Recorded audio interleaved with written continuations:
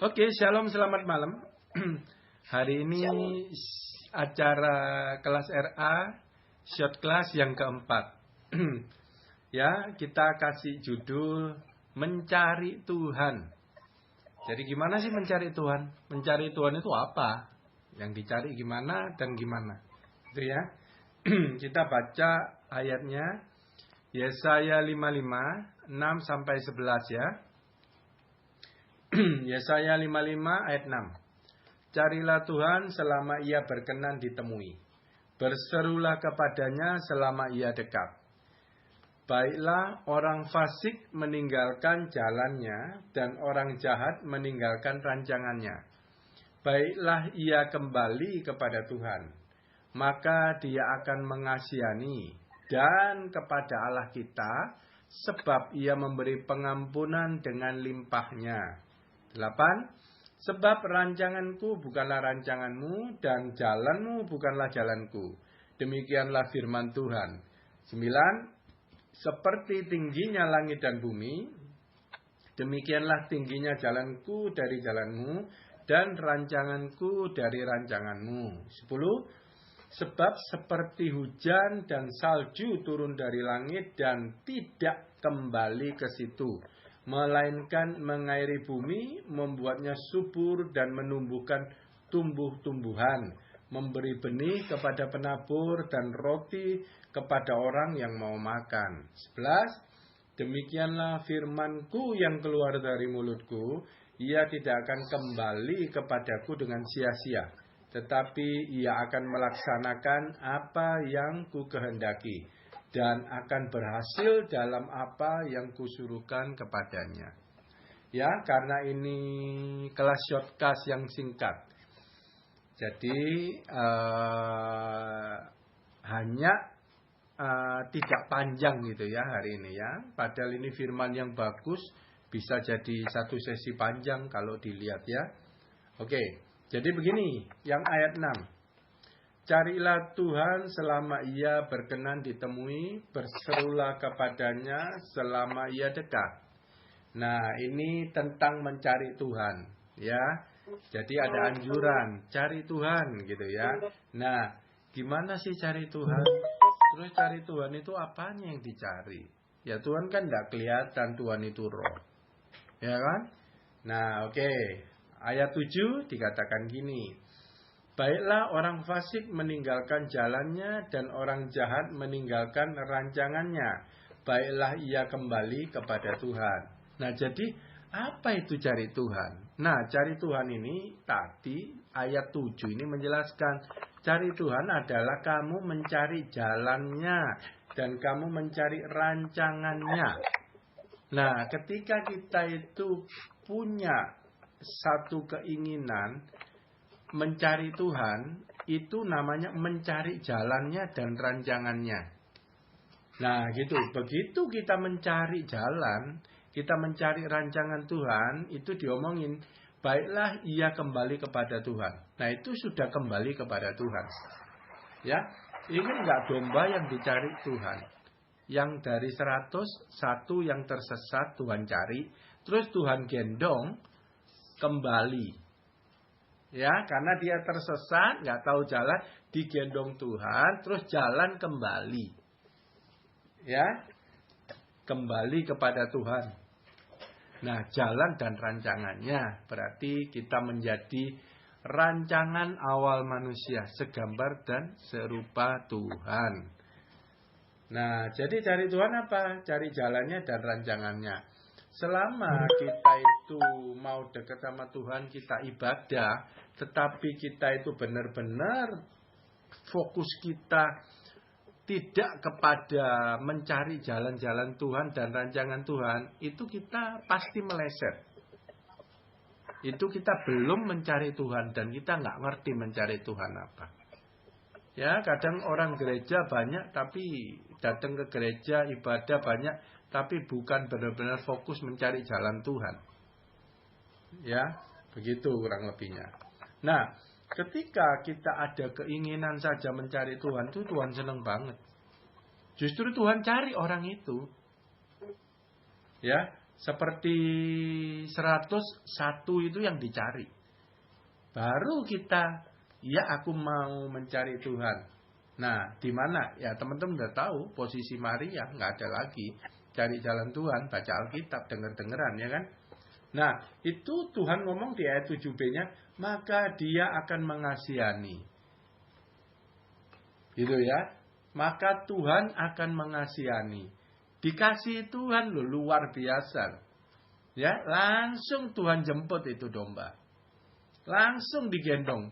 Digendong itu berarti tapak jalan kita itu tapak Tuhan, bukan tapak kita. Karena tapak kita sudah di bahunya Tuhan. Artinya apa? Yang kita lakukan itu udah jalan Tuhan berikutnya. Jadi Tuhan itu lebih benar-benar kepingin nuntun kita daripada kita yang cari dia. Gitu ya. Maka dia akan mengasihinya dan kepada Allah kita. Sebab ia memberi pengampunan dengan limpahnya. Loh, baru cari Tuhan, mau kembali kepada Tuhan, dengan meninggalkan jalan-jalannya dan rancangan pribadi manusianya. Tuhan ngomong ia mengampuni. Berarti apa? Berarti jalan kita pribadi, rancangan kita pribadi itu di luar jalan dan rancangan Tuhan itu dosa. Makanya begitu kembali kepada rancangan dan jalan Tuhan, dia ngampuni. Ngampuni selama yang kemarin kita nggak cari jalan dia, kita nggak cari rancangan dia. Sehingga kita nggak hidup di dalam jalan dan rancangan dia. Itu dosa. Jadi kita punya rancangan di luar Tuhan aja itu dosa. Makanya kita perlu kembali. Begitu kita kembali, nah itu sudah disediakan pengampunan oleh Tuhan.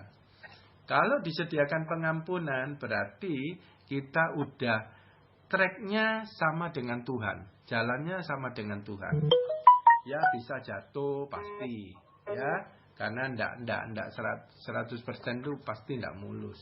Tetapi nggak usah khawatir, itu OTW, pengampunan selalu ada, gitu ya, dengan limpahnya, gitu loh. Kalau Tuhan ngampuni kita tidak berseteru dengan Tuhan, itu bisa dibayangin ya, kita hidupnya itu bisa kuat, ya bisa banyak ya kasih karunia, banyak kemudahan di situasi yang sulit pun. Gitu ya, kadang di situasi yang nggak enak pun ya, karena kita nggak berseteru sama Tuhan, ada pertolongan dan ada lain-lain banyak fasilitas yang Tuhan kasih yang kita juga bahkan nggak tahu gitu ya. Nah yang jelas luar biasa. Begitu kita ngomong mau cari Tuhan, kayak kita datang ke RA ini ya, mau dengar-dengaran firman Tuhan, itu juga udah luar biasa. Tuhan seneng banget. Gitu ya. Itu kalau secara pribadi kita manusia, biasa cuman dengar firman toh. Buat Tuhan enggak, itu luar biasa banget. Ya, itu yang Tuhan tunggu-tunggu, yang Tuhan mau jemput satu domba itu. Kalau menemukan jalan Tuhan, menemukan rancangannya, berarti langkah kita itu kembali kepada Tuhan benar. Nah, kalau domba itu langkahnya di bahu Tuhan benar kembali, itu di surga ada pesta. Luar biasa itu ya. Terus 8. Sebab rancanganku bukanlah rancanganmu dan jalanmu bukanlah jalanku. Demikianlah firman Tuhan. Loh kan jelas. Kalau rancangan manusia dan rancangan Tuhan beda. Makanya ketika kita berjalan pakai rancangan dan jalan kita, makanya itu dosa. Karena rancangan dan jalan Tuhan itu beda sama kita. Bahkan di ayat 9, perbedaannya itu nggak bisa diukur. Seperti tingginya langit dan bumi. Bisa ngukur nggak langit dan bumi tingginya berapa? Nggak bisa diukur. Jadi kalau kita masih memikirkan jalan kita, rancangan kita, udah tinggalin, percuma. Nggak ada faedahnya di dalam Tuhan. Justru Tuhan mau itu disingkirkan. Itu penghalang, itu dosa. Gitu loh. Ya, demikian langit dan bumi, demikianlah tingginya jalanku dari jalanmu, dan rancanganku dari rancanganmu. Jadi selain itu tidak bisa diukur, itu rancangan Tuhan itu di atas rancangan kita. Jadi tidak ukurnya itu kita itu bawah posisinya. Rancangan Tuhan itu rancangan kebenaran, udah nggak bisa diganggu gugat. Ya, jadi udah pasti aja. Itu percuma. Kalau boleh ngomong nih Tuhan ngomong, itu sampah. Itu ya. Seperti Rasul Paulus ngomong ya. Begitu dia dapat pengenalan akan Tuhan yang baru ya, maka yang dulu dia kejar itu ternyata jadi sampah semuanya. Yang dulu dia ngomong penting, ini jadi sampah. 10. Sebab seperti hujan dan salju turun dari langit dan tidak kembali ke situ, melainkan mengairi bumi, membuatnya subur dan menumbuhkan tumbuh-tumbuhan, memberi benih kepada penabur dan roti kepada orang yang mau makan. Apa yang dimaksud ayat 10 ini adalah ayat 11. Ayat 11 bilang gini, demikianlah firmanku yang keluar dari mulutku. Oh, firmanku yang keluar dari mulutku. Ini perjanjian lama, Yesaya, bukan perjanjian baru. Jadi Tuhan sudah ngomong di perjanjian lama, firmanku yang keluar dari mulutku.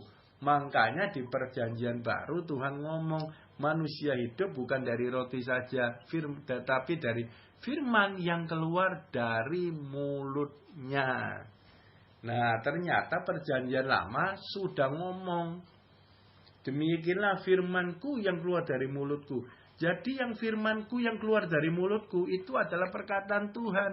Perkataan Tuhan adalah di ayat 7 tadi diomong. Itu adalah jalan-jalannya Tuhan. Itu adalah rancangan Tuhan. Bayangin kalau kita tidak mau dengar firman Tuhan dengan pengertiannya ya. Karena ini sudah berupa jalan, sudah berupa rancangan. Jadi pelita itu sudah nyala. Jalannya udah kelihatan. Terangnya udah kelihatan. Kalau nggak ngerti, ya tetap belum jadi jalan. Karena masih gelap. Begitu ngerti, tersingkap, itu sudah jadi jalan. Udah terang, udah bisa dilangkai gitu ya. Nah, itu tadi jalan dan rancangan Tuhan. Gitu, yang keluar dari mulut Tuhan. Makanya posisi Maria nggak ada yang lain. Begitu kita nggak dengar firman yang keluar dari mulut Tuhan, otomatis yang kita jalani hidup kita ya jalan kita sendiri, rancangan kita sendiri.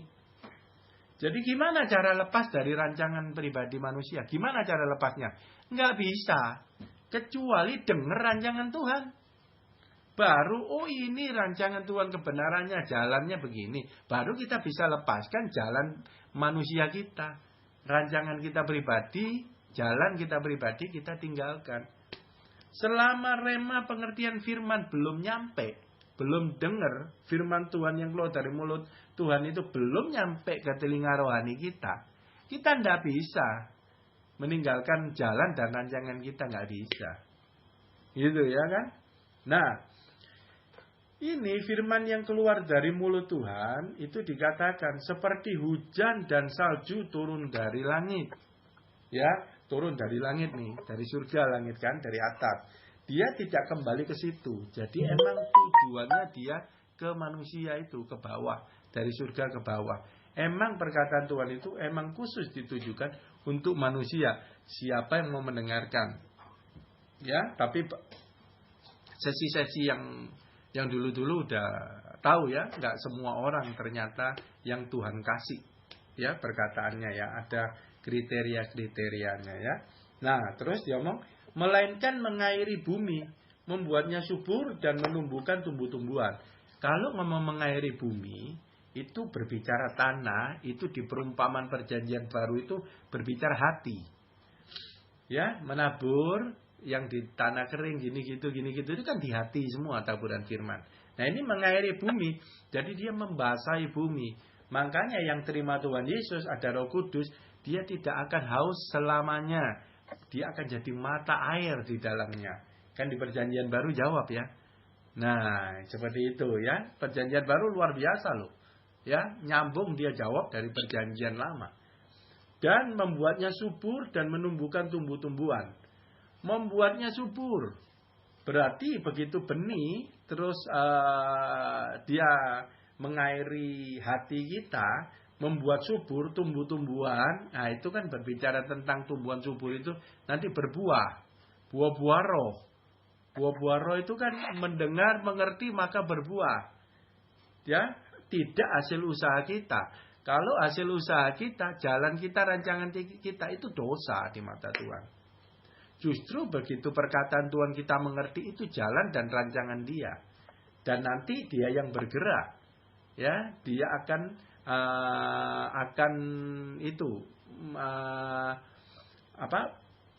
ngomongnya perubahan pola pikir, pertobatan. Jadi rancangan kita, jalan kita, nah itu sudah nggak kita pakai lagi. Itu namanya bertobat, pola pikir berubah. Nah itu berbuah. Ya, subur, menumbuhkan tumbuh-tumbuhan, memberikan benih kepada penabur dan roti kepada orang yang mau makan. Nah ini kan dua lagi. Jadi yang kita terima firman ini ada dua. Kita harus jadi kesaksian. Harus kata-kata kita juga firman juga. Jadi itu benih lagi kepada orang lain yang membutuhkan buah-buah roh kita. Proses pertobatan pola pikir kita. Kebenaran dibagikan jadi benih. Ya. Nular lagi ke orang lain. Dan roti kepada orang yang mau makan. Jadi kita juga makan dari hasil yang Tuhan ngomongan itu. Kita berubah, kita makan. Kita makan, itu kita makan daging Kristus. Daging Yesus, Tuhan Yesus. Ya, kalau di perjamuan kudus itu makan daging dan darah, minum darahnya. Nah, itu kita menjadi, kita di dalam Dia, Dia di dalam kita. Kita menjadi bersatu. Gitu ya. Nah, itu kan. Ini berbicara mencari Tuhan. Kalau ini gak ngerti mencari Tuhan, nah terus kalau ke gereja, terus cari apa? Nah, ya kan? Oke. Yang kita bicarakan, ini kan sejalan dengan firman ini. Ini perjanjian lama loh. Lukas 10:39, perempuan itu mempunyai seorang saudara yang bernama Maria. Maria duduk dekat kaki Tuhan dan terus mendengarkan perkataannya. Itu 39:41 diomong hanya satu yang perlu. Ya, hanya satu yang perlu. Cari Tuhan, dengarkan suaranya. Terus menerus, tidak boleh berhenti seumur hidup kita. Ya. Nah, kita nyambung. Ini penting-pentingnya linknya ya. Yohanes 10:27 dikatakan gini. Domba-dombaku mendengarkan suaraku dan aku mengenal mereka dan mereka mengikut aku. Ya, domba-dombaku mendengarkan suaraku. Apa itu mendengarkan suaraku? Yaitu firman yang keluar dari mulutku. Yang Yesaya tadi. Jadi domba-domba Tuhan itu kerjanya apa? Cari Tuhan, cari gembalanya, cari jalannya, cari rancangannya. Yaitu apa? Cari firman yang keluar dari mulut Tuhan. Mendengarkan firman yang keluar dari mulut Tuhan. Nah, ketika domba itu mendengarkan perkataan Tuhan, baru Tuhan ngomong, aku mengenal mereka. Ya, ingat gak? Ada yang melayani Tuhan, nyembuhin orang sakit dan lain-lain, tapi Tuhan tolak, ngomong aku tidak kenal kamu. Nah, dari sini berarti jawabannya, tahu nggak dia nggak cari Tuhan. Dia nggak dengar-dengaran sama Tuhan. Begitu dengar Tuhan, Tuhan ngomong aku kenal kamu. Loh, emang Tuhan nggak kenal seluruh penduduk di bumi ini. Dia maha tahu loh. Ya toh? Maha tahu loh, nggak ada yang dia nggak kenal. Ya toh? Tapi yang dimaksud ini kan beda. Kepada domba yang mendengarkan perkataannya, dia ngomong, aku mengenal kamu. Ini beda. Berarti, yang tidak mau mendengarkan perkataan Tuhan, dia nggak pengen kenal. Walaupun dia bisa tahu. Tapi dia nggak mau pengen kenal. Makanya nggak disebut. Jadi dia cuma mau ngomong kenal domba yang mendengarkan suaraku. Berarti rapture ikut nggak? Ikut. Berarti ketahuan ya, gadis bijak, gadis bodoh. Nah, berarti ketahuannya Kristen yang cari Tuhan dan nggak cari Tuhan. Tapi masih sama di dalam gereja. Masih semuanya juga datang ke gereja. Ya kan? Nah, akhirnya nih ayat penutup. Begitu kita mendengar, itu tadi dikatakan subur, ayat 10-nya menumbuhkan tumbuh-tumbuhan, itu berbicara berbuah. Ya, saya campur ini perjanjian lama perjanjian baru nih ya. Saling melengkapi luar biasa. Matius 7 ayat 20 dikatakan, jadi dari buahnya lah kamu akan mengenal mereka. Loh, orang yang domba mendengarkan tadi, dia berbuah, itu berbuah melakukan kehendak Tuhan. Jadi orang dunia buat kenal kita, lihat kelakuan kita. Oh, ini toh anak Tuhan. Begitu juga Tuhan. Begitu kita berbuah, aku kenal kamu. Ya, bukan setiap orang berseru-seru kepadaku, Tuhan, Tuhan akan masuk ke dalam kerajaan surga, melainkan dia yang melakukan kehendak Bapakku yang di surga. Yang masuk surga yang melakukan kehendak Bapa, yaitu berbuah, yaitu dari mendengar perkataannya. Baru Tuhan ngomong kenal terus masuk surga.